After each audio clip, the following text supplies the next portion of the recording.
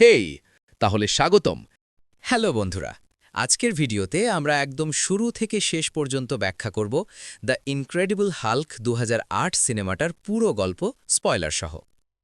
গল্পের শুরু হয় বিজ্ঞানী ব্রুস ব্যানারকে দিয়ে, যে এখন একজন পলাতক মানুষ। সে নিজের শরীরের ভেতর লুকিয়ে থাকা এক ভয়ঙ্কর শক্তির ভয়ে সারাক্ষণ পালিয়ে বেড়ায়। কারণ যখনই সে রেগে যায় বা মানসিক নিয়ন্ত্রণ হারায়, তখনই সে বিশাল আকারের সবুজ এক দানবে পরিণত হয়, যাকে সবাই হাল্ক নামে চেনে।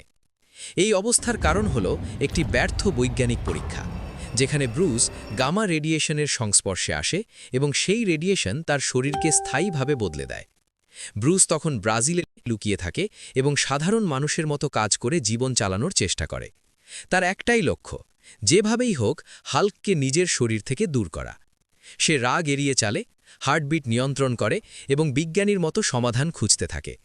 কিন্তু মার্কিন সেনাবাহিনী তাকে ছেড়ে দেয় না। জেনারেল থাডিয়াস রস ব্রুসকে একটি বিপজ্জনক অস্ত্র মনে করে এবং তাকে ধরার জন্য সেনাবাহিনী পাঠায়।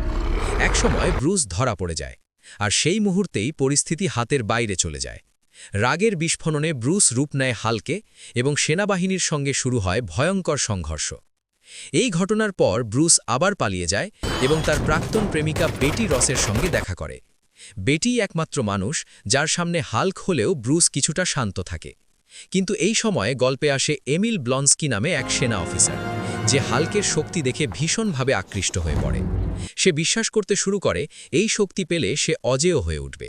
নিজের ক্ষমতা বাড়ানোর জন্য সে ভুলভাবে গামা রেডিয়েশন ব্যবহার করে এবং ধীরে ধীরে নিজেই এক বিকৃত দানবে পরিণত হয়, যার নাম অ্যাবোমিনেশন।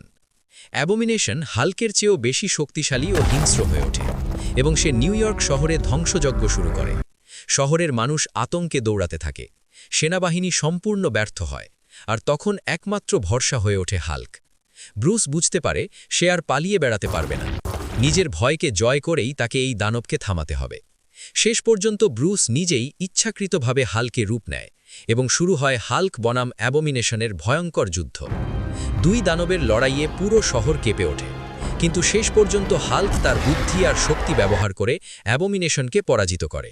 এই জয়ের মাধ্যমে ব্রুস বুঝতে পারে হাল্ক তার শত্রু নয়, বরং তারই একটি অংশ। সিনেমার শেষে দেখা যায় ব্রুস এখনও পালিয়ে বেড়াচ্ছে ঠিকই, কিন্তু এবার সে নিজের রাগকে নিয়ন্ত্রণ করতে শিখছে এবং ধীরে ধীরে হাল্কের শক্তির ওপর দখল নিতে শুরু করেছে।